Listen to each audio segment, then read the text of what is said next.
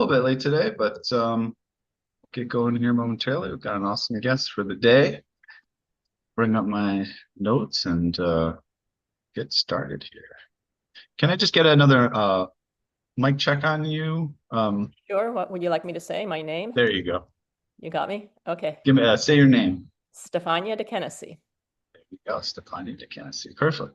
Mouthful. And we are out on the socials, everyone. If you're checking us out for the first time, we'll give a little bit of intro of the program, then we'll intro our guests. So this is Piano Tech Radio Hour. And what we do is we meet here every Saturday to meet with and learn from the most fascinating and knowledgeable folks in the piano world. We could be talking to manufacturers, rebuilders, musicians, makers of other instruments, and of course, piano techs. Our mutual goal is to become better at our craft to help each other and to create an ever more musical world together. Piano Tech Radio Hour is brought to you by Piano Technicians Masterclasses, an online learning resource that brings you cutting-edge instruction from piano industry masters without leaving your home. You can find out more at pianotechniciansmasterclass.com. You can also subscribe to Radio Hour for just $16 a month. You get direct access to each week's private Zoom call, as well as all the archival recordings of over 200 episodes in our member area. You can join using the link bit.ly/join PTRH. That's bit.ly/join PTRH. I'd like to remind you about the podcast audio only version of the program at pianotechradio.com. We've got a Substack where we publish interesting blog posts about the content that you can find behind the Piano Technicians Masterclasses site, member site. And we also have our LinkedIn, Instagram, Facebook, and Twitter that we encourage you to check out. And of course, just make sure you go to the website, pianotechniciansmasterclass.com, and you can subscribe to our email list. Very easy. And you'll keep up to date on what's going on with the program and everything with Piano Technicians Masterclasses. All right, I will intro our guest for today, and we'll get started with the conversation. For decades, Stefania de Kennedy has built a body of work that moves effortlessly between concert halls, opera stages, dance collaborations, film, poetry, and social commentary.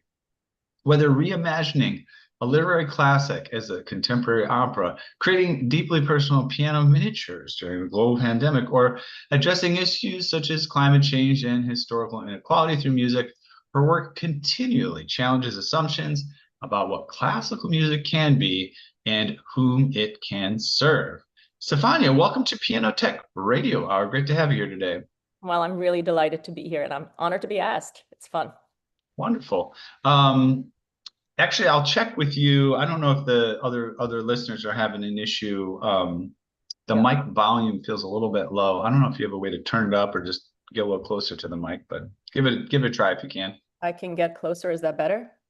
I've got it. It's slightly better. I don't know. The other listeners can get better feedback. I can hear you, but I just want to make sure everybody else can. Okay, I'll stay as close to my little laptop as I can. Okay, and I'll also try to speak up. I'm on the tail end of a summer cold, so I'm also okay.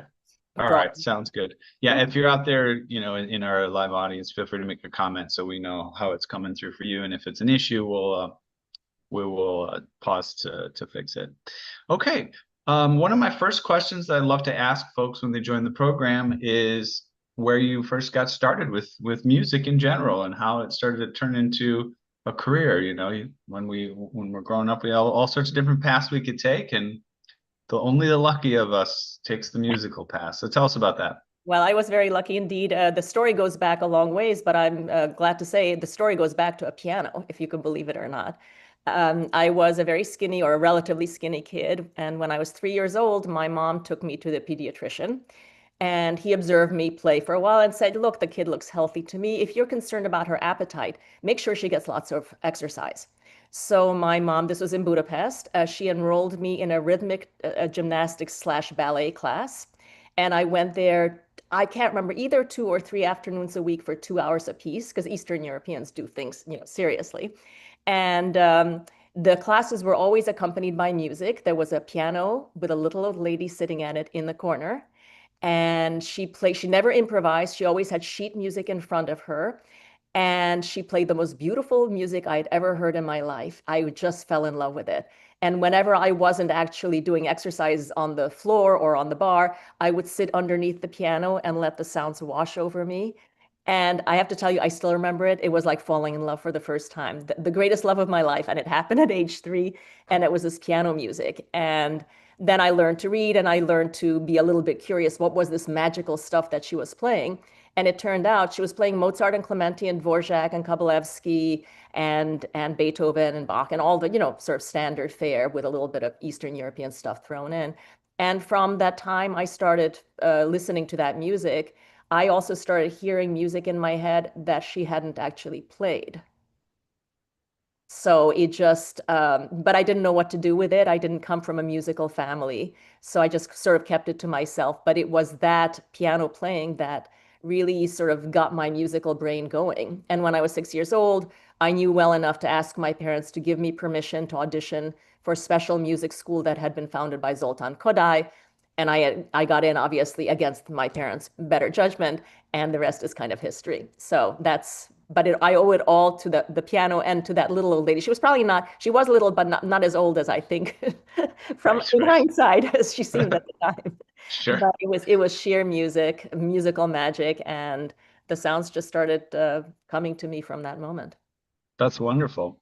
And I've always been fascinated, with, I study neuroscience, so I'm always fascinated with how people's brains work differently.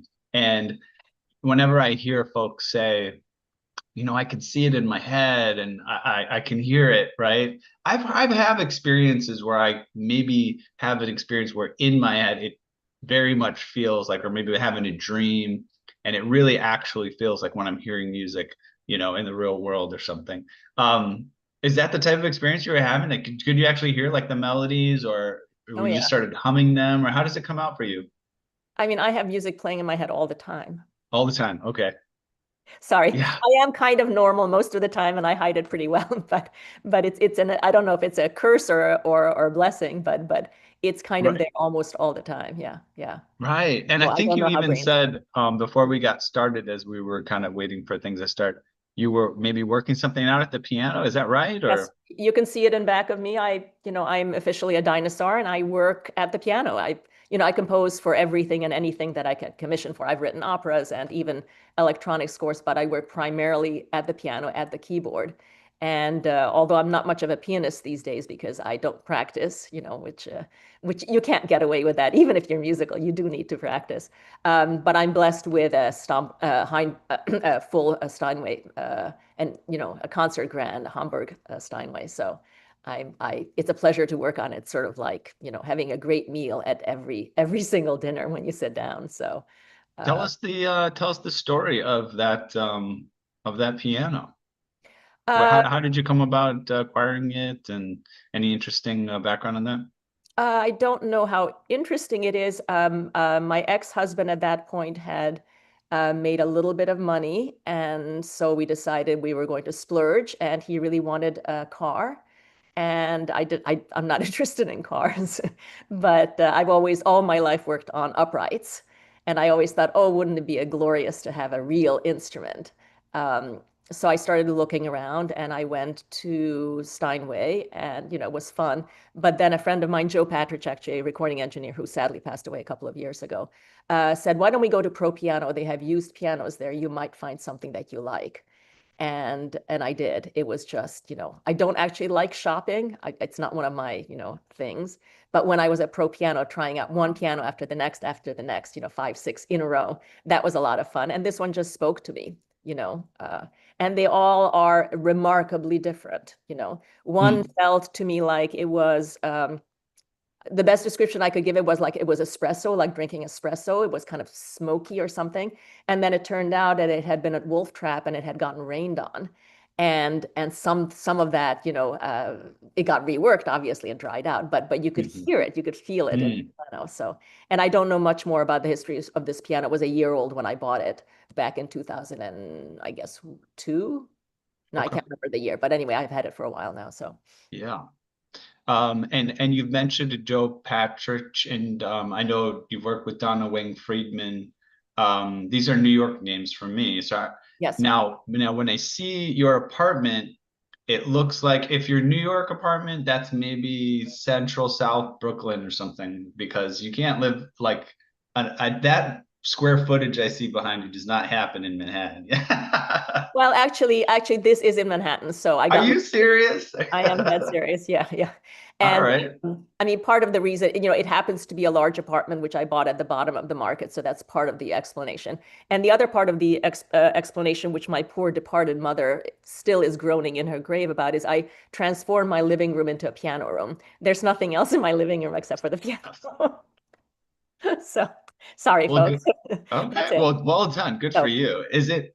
yeah. You've got it feels like a standalone house, but it must be an apartment No, it's an in apartment. It's one of it's an these big apartment. old, it's in a very old 1902 building. So there's Okay. some big Okay. apartments.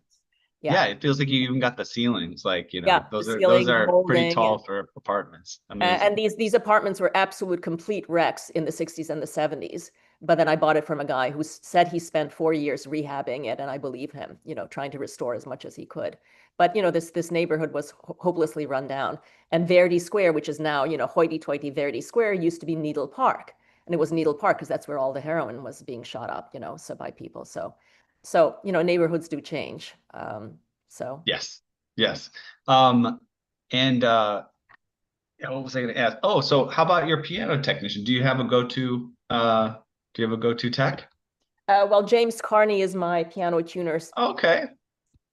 slash tech. I mean, the piano is in very good shape, so luckily it doesn't need a lot of tech at the moment. But he's been wonderful in terms of doing Do you know whatever. James's Whatever. music? Pardon me? Do you know James's music? He's a musician, right? Yes, Did I you know know? he's a musician. I don't know it as well as I ought to, so that's my shame on me. So, No. but I Yeah, do know that he's a he's kind of musician. out there, more avant-garde stuff. It's pretty Yeah, cool. yeah, yeah. I would love to take a look at some of the content you shared. I think we have a video, right, that you shared of this Yes, microvids. I sent you a video that Donna Wang Friedman actually made of one of the microvids. Okay. We were trying to get a Grammy, and we were actually, in contention for one. But you need a lot of content. You need video, and you need publicity, and for your consideration, campaigns and this and that. So she made this marvelous little video out of one of them. She did it for several, but this one is kind of my favorite. Um, Wonderful. so I don't know if Let you me, want to play it, and then I can talk about it afterwards. It's not yeah. very long. These are all miniatures, as I mentioned. Okay. Yep. I have it queued up here. All right. Let me do a screen share and we'll check it out. Okay, cool. Let's see here. Share. Get that sound share. Get the right window. Make it unmute. Is that muted? Okay, unmuted, full volume, and go.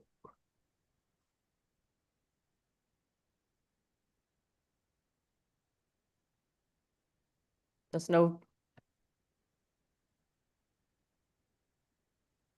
volume.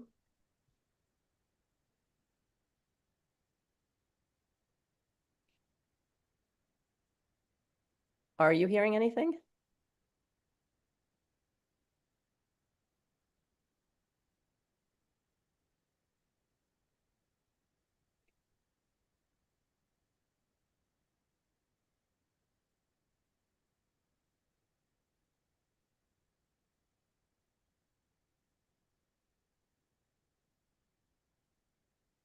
All right. Yeah, so tell us a little bit about the concept behind that, that piece, and it's part of a series, right? Yes, it is. So it is one of 19 miniatures that I wrote during the COVID-19 lockdown at that very instrument in back of me. And the idea was initially just to write 19 pieces that would be something that people who were stuck at home could practice, and that would bring them some joy and some comfort in these times. And I was horribly depressed because I really felt as like a classical musician, my life had ended.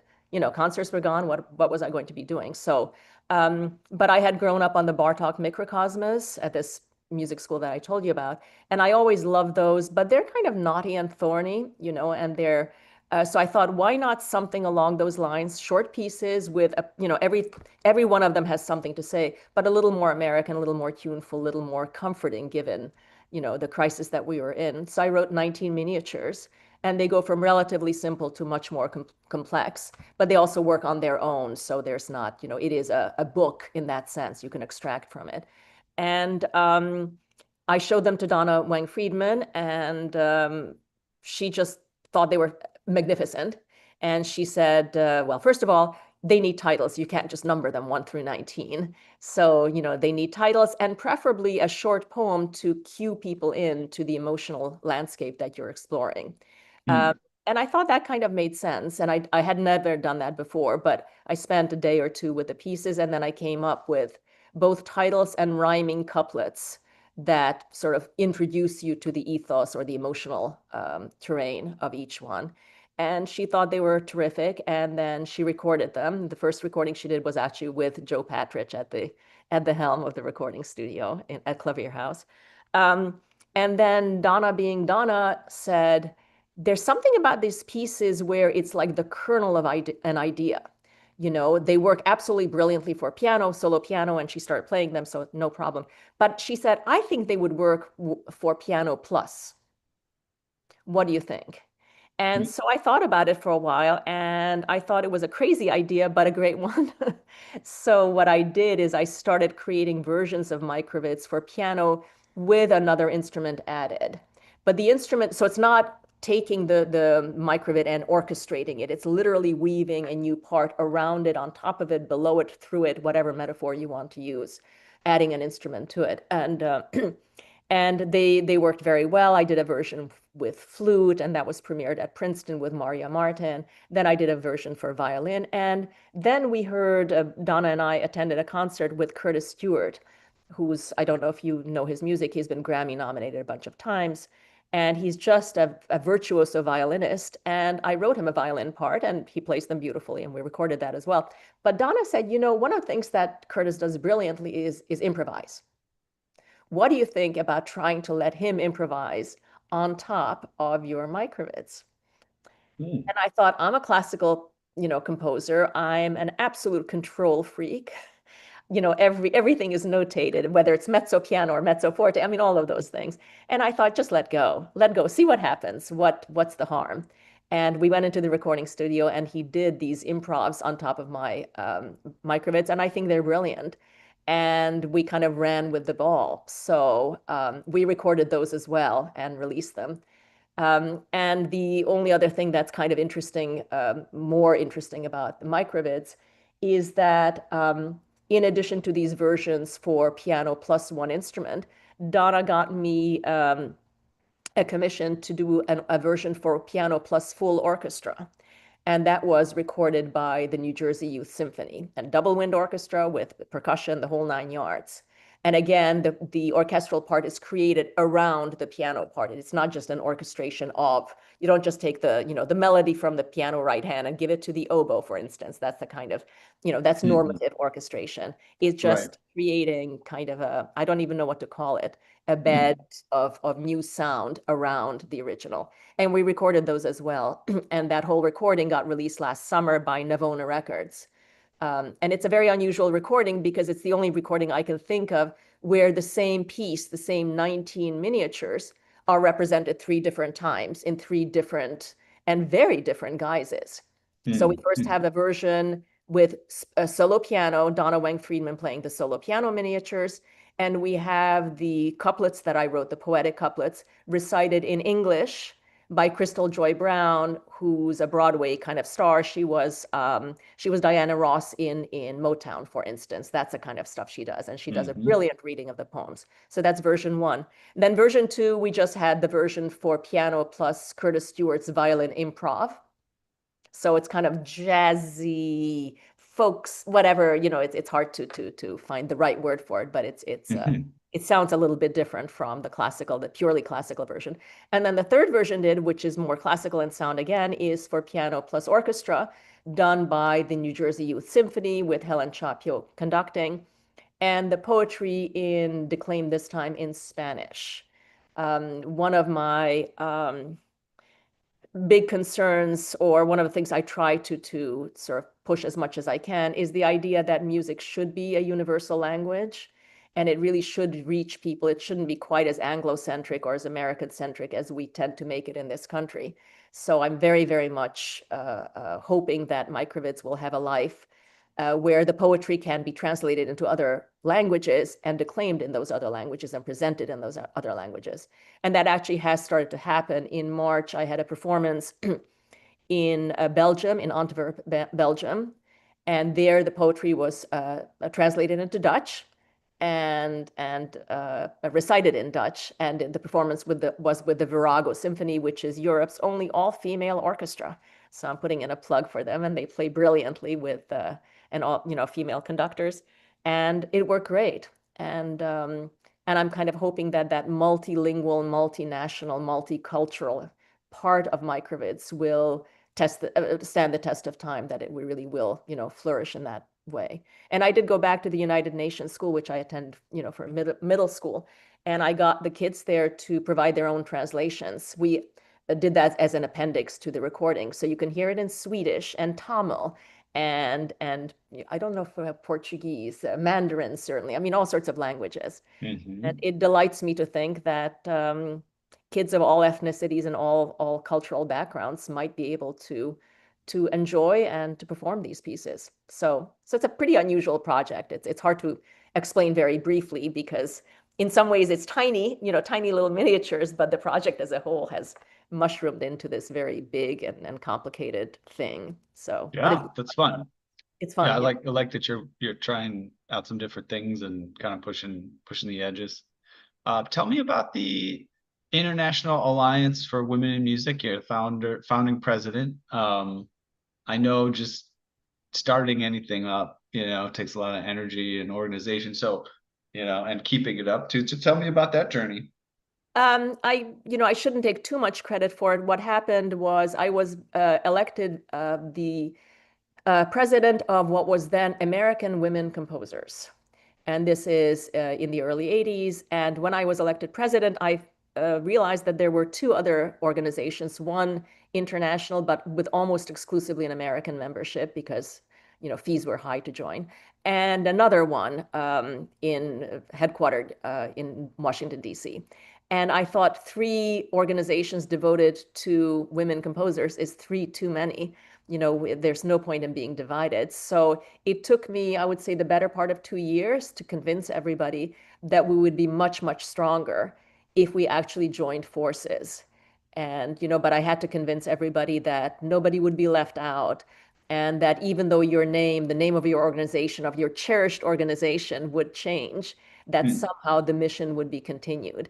And I managed to do it. And the result was the International Alliance for Music, for Women in Music. And again, it has a lot of American members, but it has still a fair share of international folks joining it.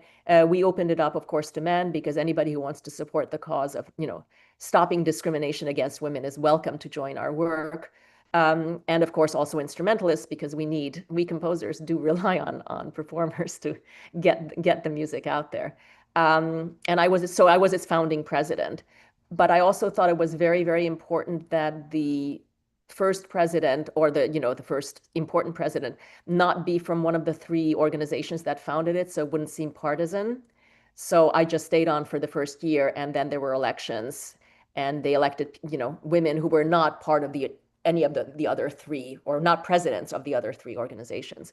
And that's made it very healthy, and I think it was healthiest for its growth. And it has been, thriving ever since. I mean, I would always like the organization to be stronger than it is, to have more money than it has, to be able to support young women composers better than it has. But, you always have a wish list, and it's hard. It's hard. And the good news is that I'm old enough now to have seen enormous progress for women composers, women conductors as well, and women in general in music, but composers are obviously my focus.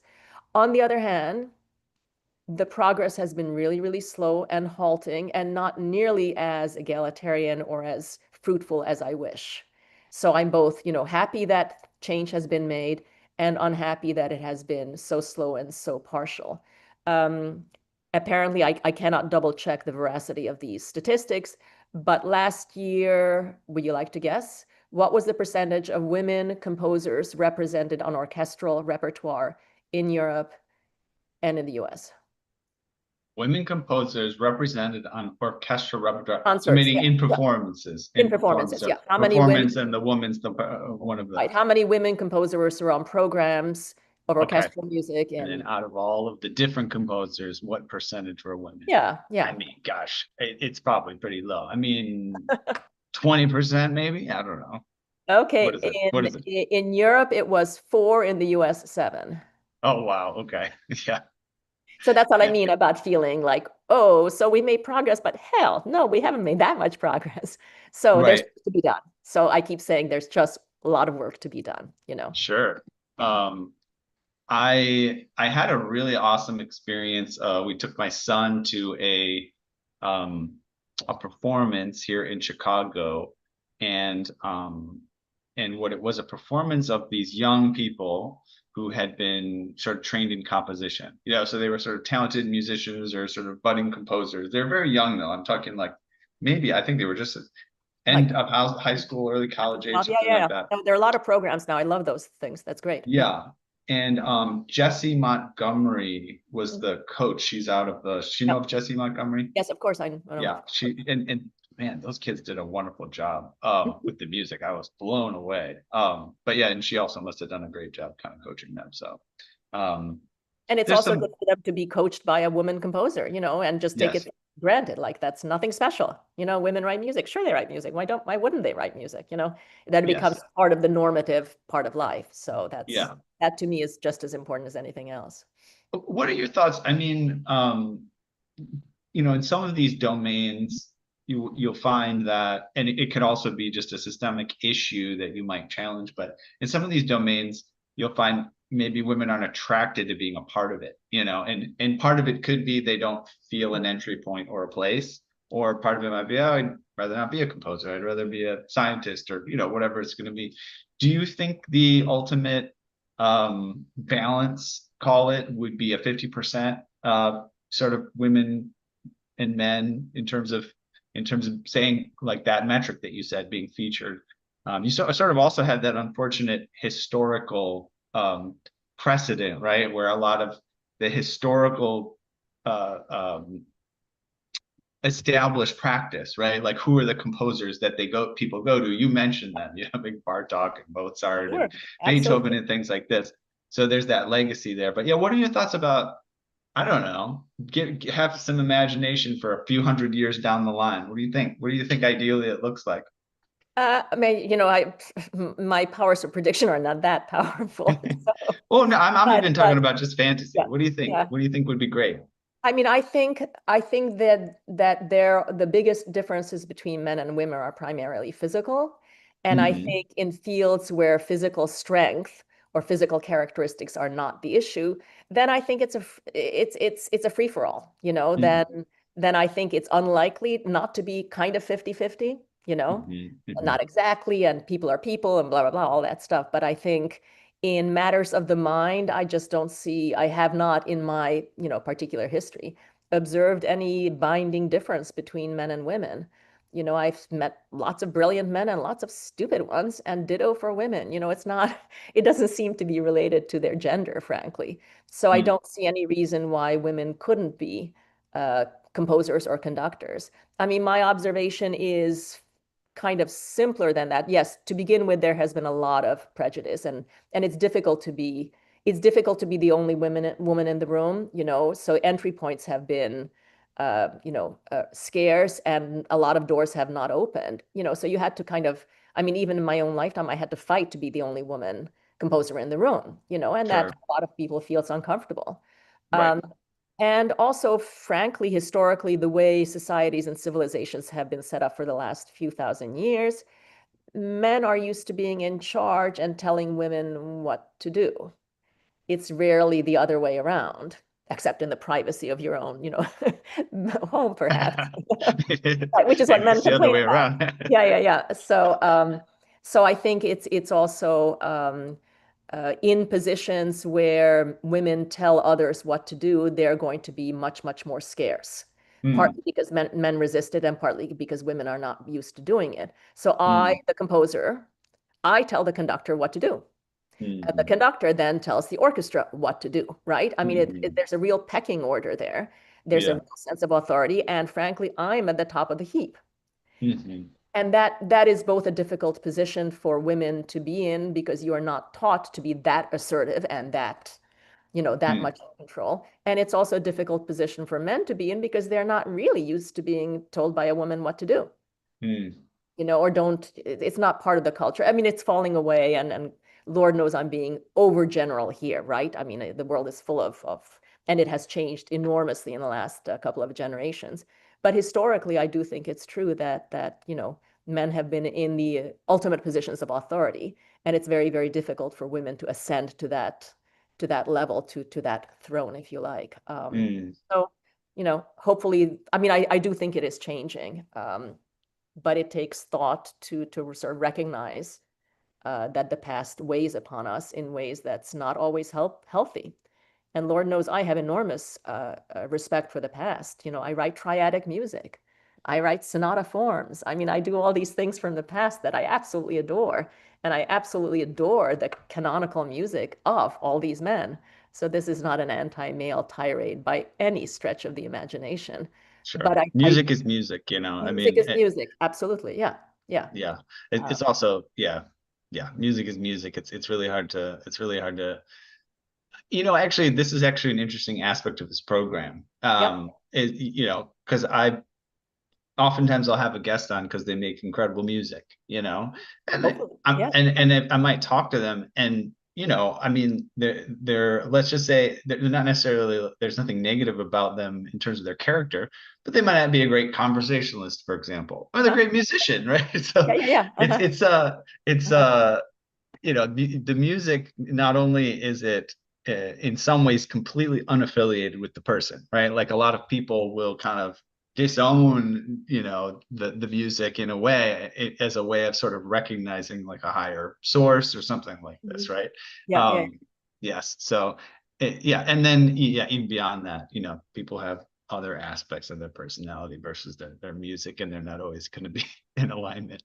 Um, And to me, I was going to say one of the joys of writing music, and when I'm writing a piece and it's going really, really well, I actually feel like I'm not writing it, like it's just coming out of sure. me.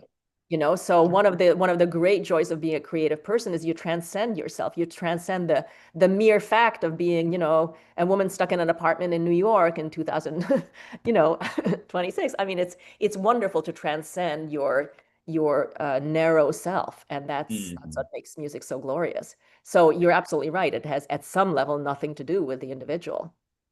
Are you aware of Hannah Riemann? She's also a New York Yes, of personality course. there. Yeah.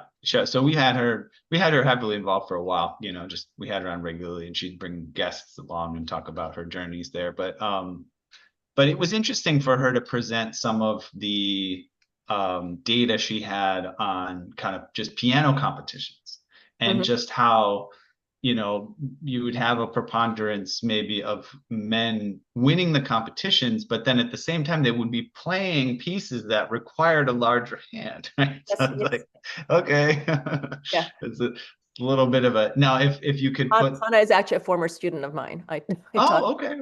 Okay, So great. yeah, yeah, yeah. We go ways Wonderful. back, and we're still in touch and friends. So yeah, Great. she's a 7 point. Yeah. Yeah, she's very persistent with her journey. Well, we have to be successful. To make Indeed. your way, you just have to keep at it, and you have to love it. That's also just sheer love.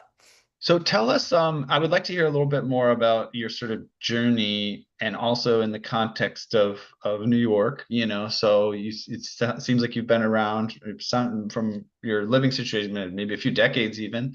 Mhm. And what's that been like? It's such a cool place to be. I'm in Chicago right now, but I have a business there. I lived there for many years. I always like to hear people's New York journey. There's so many opportunities, and literally, I'm sure you could walk right out your door and you can hear somebody playing a beautiful classical violin piece on the corner. You know what I Yeah, mean? it is. Yeah. But yeah, tell me about your relationship to New York, and sort of the opportunities it's afforded, or sort of the places it's brought you on your journey of music.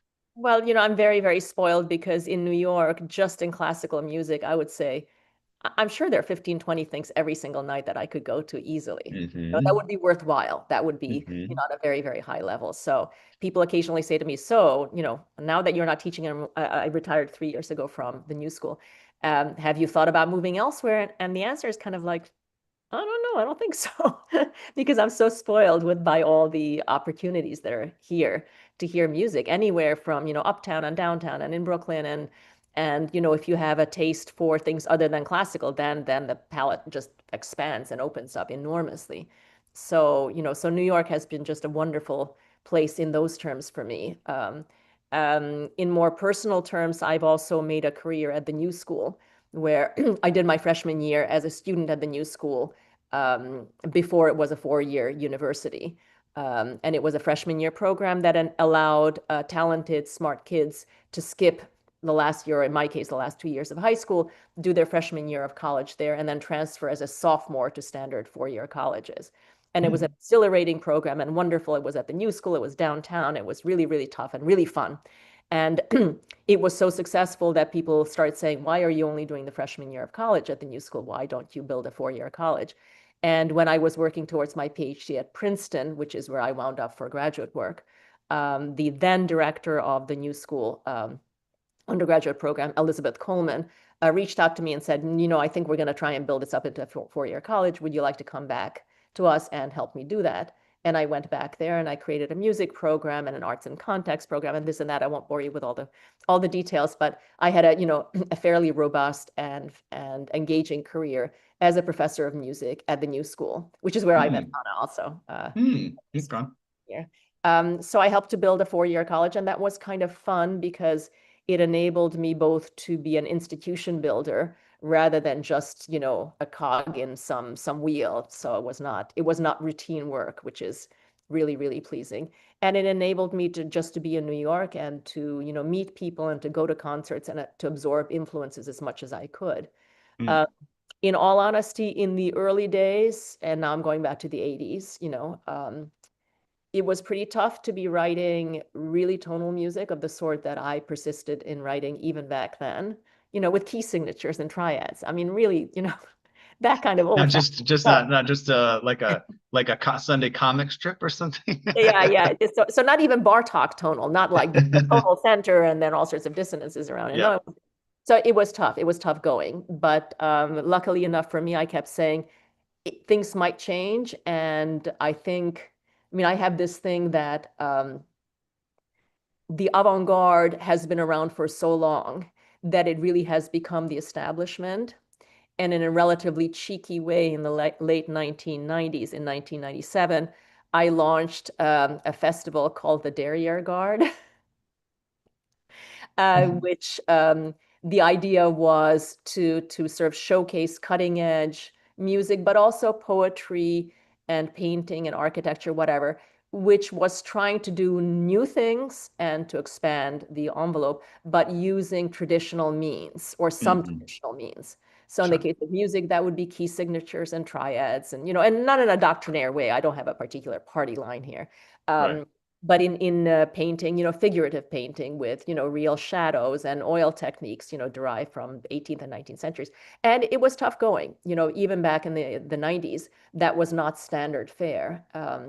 And for instance, the first Derriere Garde Festival I had, which showcased both music and painting and other art forms, one of the painters appeared on a radio show that day or the following day.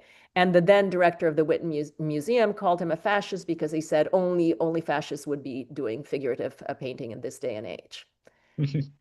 And that's like, really, that's the best you can do is, and there's a very left-wing guy also, the painter. So it was a heavy lift. I mean, there was a lot of work to be done to enable me to keep writing the kind of music I wanted to write. And luckily for me, the tide has changed and it's shifted completely. And now I have more performances and more commissions than I can comfortably fulfill, which is a great place to be, for a retired old lady. So I'm really having a grand time. Um, um, You're full circle. You're the old Full lady circle. teacher that you mentioned when you were younger. Mhm. Um, what so you said you retired, so Re- you're not engaged in the university anymore, or what's your academic I am situation right now? professor of music emerita. Okay. I've done my bit, and I was vice provost for a year. I was dean of the college for a year. I've done all sorts of things, and I've Hmm. sort of had a very full and fulfilling but long career as an academic. And now I'm just writing music full time. And Okay. like I said, I've got more than enough work to keep me more than busy. So Sure. I want to talk a little bit. Well, first of all, I want to mention something that I thought of. Just, I just had to say. I just have to say it. I yeah. remember you were saying you went to. Was it called Manus back then? It's called Manus, right? When you go to the new school So for music. Manus is part of the new school. I was Okay. actually, but that it gives BM. It's only Bachelor of Music. I Oh, was in okay, the got it. undergraduate division which awards BAs in music. Oh, okay, They're got it. separate. They're separate They divisions, are sort separate of somewhat separate related. Okay, deans. Yeah, okay. yeah, So either way, yeah. as a jazz musician, so I came to New York. I auditioned for, I guess, Manus or the new school. I forget which one. Uh-huh, It uh-huh. would have been. The jazz Um, program. Ended up Sure. at Rutgers.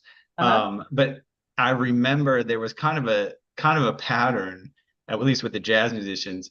They probably wouldn't last even at Rutgers or wherever. They might not last longer than their freshman or sophomore year before they're now out on the road being a professional anyways, you know. Sure. Yeah, So yeah, yeah. so it's an interesting contrast, like developing the 4-year program. Of course, people do kind of stick around, but I thought it was Yeah, kind no, of a funny yeah. No, I remember tangent. that was always a sore point with the jazz program because on the one hand, they were losing students after 1 or 2 years. On the other hand, that Right. was proof of their success, Yeah, exactly. right? It happens. It So yeah, happens. yeah, yeah, yeah. Uh-huh. Um, I want to talk to you. I'm actually very interested in university level education and where it's going, and so you've been heavily engaged. You've been making decisions, organizing things, been in some of the top institutions in the world. Where do you think we're going here in education in the next, call it 100 years, You're asking me all the easy questions, huh? and particularly university level, yeah, college and Yeah, I university. don't know. I'm pretty pessimistic about university level educations right now. I don't know where they're going. I think to some extent they have stopped doing what universities ought to do, which is to teach very difficult things to young people. You know, I think, Hmm. and I think that's the first huge mistake. The other huge mistake is the administrations have become so bloated that everything is incredibly expensive. You know, Hmm. university presidents, like, even of the new school earn $1, $2, $3 million and have, it's Hmm. just the whole thing is kind of corrupt, frankly. So I Hmm. don't know where education is going. And I think students need to learn the things that they don't encounter in daily life, that they don't, can't manage on their own. So I would Hmm. argue against teaching them it. You want to have some skill set for entering the real world. On the other hand, you also need to encounter things that you can't figure out on your own. And Hmm. nobody learns how to do or to understand a Bach fugue on their own. It just doesn't happen in real life. Sure. Yeah. Right. So that's an argument for teaching Bach fugues, which is very old fashioned. So I'm very old school in that way. Hmm. But I do think that we, in some sense, have an obligation to form a curriculum which tells people also about the history of each art form. Now I'm focusing on the arts. But I do think that if you don't know the past, you are hobbling yourself. You are not only condemned to repeat its mistakes, as the old saying, Hmm. but you're also going to be rediscovering things that people knew 300 years ago, where you should, Right. going ahead. So I don't know what's happening with education. I'm quite pessimistic about it, frankly. Hmm.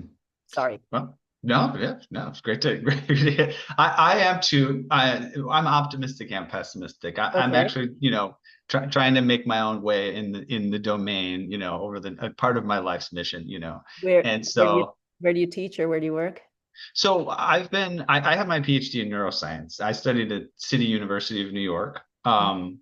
And my undergraduate is jazz piano over at Rutgers, like I said. Uh-huh. Currently, I'm independent. Ever since I finished my PhD, I've been more into entrepreneurship. And Mm. as far as education goes, you heard from our intro that this program is affiliated with some education for piano technicians. I train piano tuners and things like that. But yeah, I feel like uh, having sat a lot of what I've done in entrepreneurship has been at tech, in emerging tech and like kind of what's next, right? And Mhm. so having sat at that intersection, but also having the sort of creative exposure that I have, I think puts me in an interesting place to, just try to mix it up and create something new. I Mhm. think one of the things I participated in was a artist residency in California called Gerasi, Carl Gerasi. Have you heard of it? Yeah, sure. You Yes. have. Okay. And so 1 month out of the year, they have a residency focused on interdisciplinary work between like the arts and sciences. And that's the one I participated in a couple times. Mhm. And it was a great way, I had worked with people who did math and dance, or somebody who was a astrophysicist and experiential design, Mhm. design, expert, things like this. Or someone who does visual art and chemistry. It was very fun. And Yeah. I feel like I have a vision of an institution where, for example, you might have 5 or 6 uh, small labs at the cutting edge of different domains, quantum computing or neuroscience or biotech or something like that. But you also, what you don't have, at almost any traditional institution, you might also have artists in residence that's part of their role is to go out and learn what's going on in these different labs and help to bring a creative side to things and bring an interdisciplinary side to things. Most of the innovation happens when you take two things that you think are unrelated and mix them together anyways.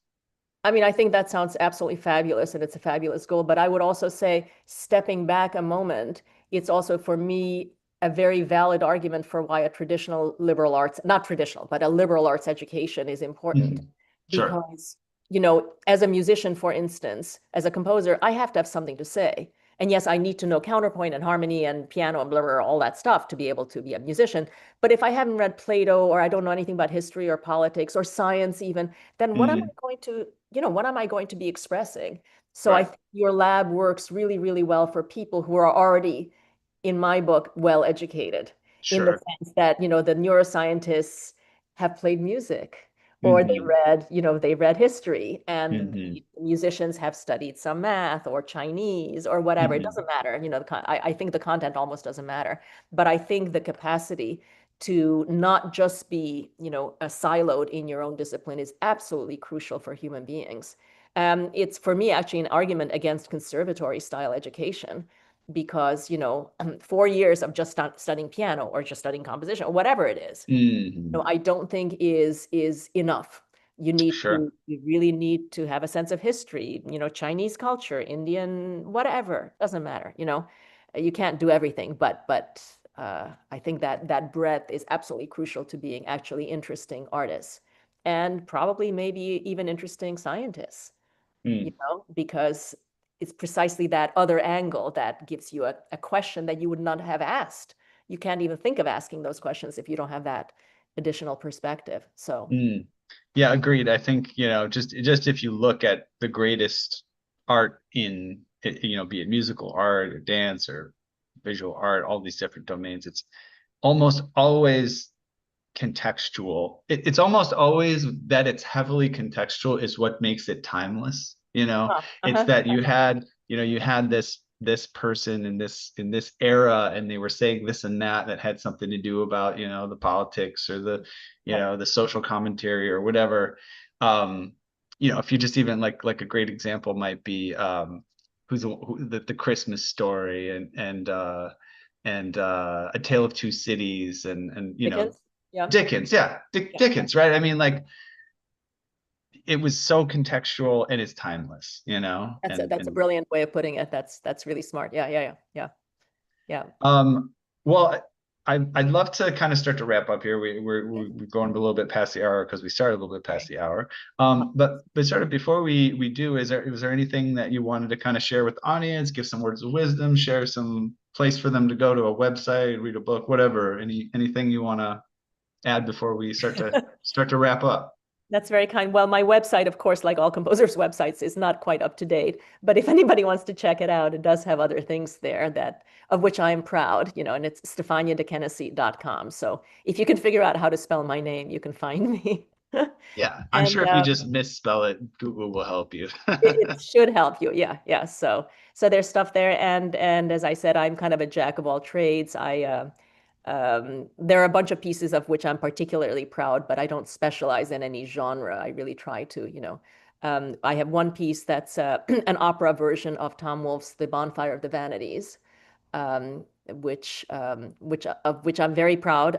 Tom Wolfe actually saw the premiere and loved it, even though we changed the story quite a bit. So there's that. I wrote a cantata called Urgent Earth, which is about climate change and the need to sort of clean up our act from a feminist perspective, if you like, with poetry by a fairly noted Wiccan poet, Annie Finch. What else was I going to mention? I'm drawing a blank, although there's other stuff. Oh, I have a cantata of which I'm also fairly proud because, oh, and then I will do a bit of proselytizing, if you'll permit me. Cantata, which is called The Names of Woman, and it's dedicated to 6 women who I think have been unjustly neglected and forgotten by history. And now I'm going to ask you, have you heard of Enheduanna? Enheduanna? Enheduanna, Enheduana.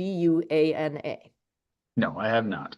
All right, that's what I figured that would be the answer, which is typically the answer. So I'm going to proselytize on her behalf because it turns out that the first human being in human history to name themselves as the author of their own work is not Homer, but Enheduanna, who lived and worked in ancient Mesopotamia something like 1,500 years before Homer. She named herself in her own work several times, saying, I am Enheduanna, I am writing this poem. She invented several poetic forms. A huge number of her poems survive. So there's a real body of work. It's not fragments like with Sappho. It's a huge body of work because for 300 to 500 years after her death, the Mesopotamian scribes copied her poems when they were learning cuneiform writing. So when they were digging the scalpels into the clay tablets to learn how to write, it was her poetry that they were copying. So Oh, many wow. copies survive. She then faded into obscurity. She was rediscovered early in the 20th century, and the historians said, no way, she's a woman. Women couldn't have been, they weren't educated, it couldn't have been a woman. And she clearly, she has now been rediscovered, and Yale University Press published a volume of her poetry about 2 years ago, 3 years ago, maybe. But she is the fountainhead of human history. I mean, she is the first human being in human civilization to name themselves as their own author of their own work, to give themselves authorship. And we deny her simply because she's a woman. Spell it one more time. A-N. E-N, E-N. Okay. H-E-N, H-E. D-U-A-N-A or A-N-N-A. So sometimes it's double N, Yeah, sometimes right. Enheduanna.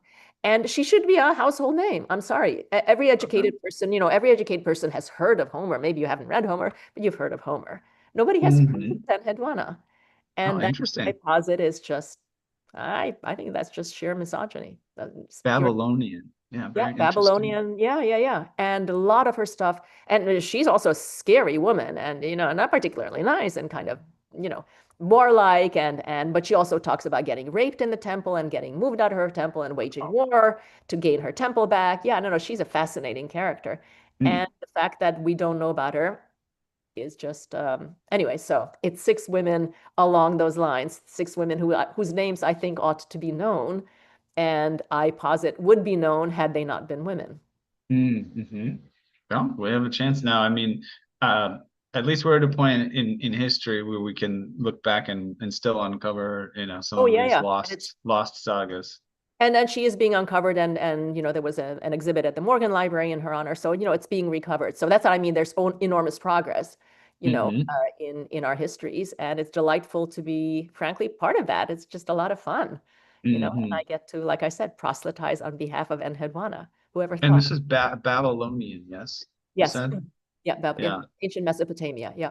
Mesopotamia. Yeah, it was cool. I just went to over at the University of Chicago. They have a museum, and it has Mesopotamia, a lot of cool Mesopotamian artifacts. Uh-huh. And we went over there. Took my son over there recently. Cool. And he's very much into the Greek mythology and things like that. So we Uh-huh. studied that to sort of together, but it was fun to kind of just go a little bit afield of that and see the Babylonian, very beautiful culture in It many is ways. beautiful and one of the most ancient and fascinating and really sophisticated in its own way, really Mhm. sophisticated. So that's why it's important to know history because you discover all these unknown gems, frankly, you know. Anything else you want to share, or should we wrap it up? No, just StefaniaDeChennessy.com, and it's very kind of you to have me and to let me talk. As you can see, I've got a big mouth. I'm very happy to talk endlessly. It's a And you're a privilege. terrific interviewer, so it's really really nice, really a pleasure to be able to share my music and my thoughts. So Wonderful. All right, I'll give our outro, and then after we'll sign off, and then if you want to jump back on the same Zoom link, we'll do a quick wrap up, you and me, okay, after we let the other people go. sure. All right, we have reached the end of another musical journey here at Piano Tech Radio Hour. Thank you very much to Stefania DeChennessy for joining us today, as well as our live audience. As always, we're brought to you by Piano Technicians Masterclasses. This is cutting edge instruction from piano industry masters without leaving your home. If you join us today by signing up for this session independently, make it more convenient. Subscribe to Piano Tech Radio, $16 a month. You'll get the recording of today's session in a member area. Automatic registration for each week's new session. Sign up at bit.ly/join PTRH, bit.ly/join PTRH. Don't forget about the podcast, the Substack, LinkedIn, Instagram, Facebook, Twitter. Sign up for our email list at pianotechniciansmasterclass.com, and you'll keep up to date with all the cool stuff that's going on. All right, everyone. We'll see you again next time. And Stefania, I'll see you.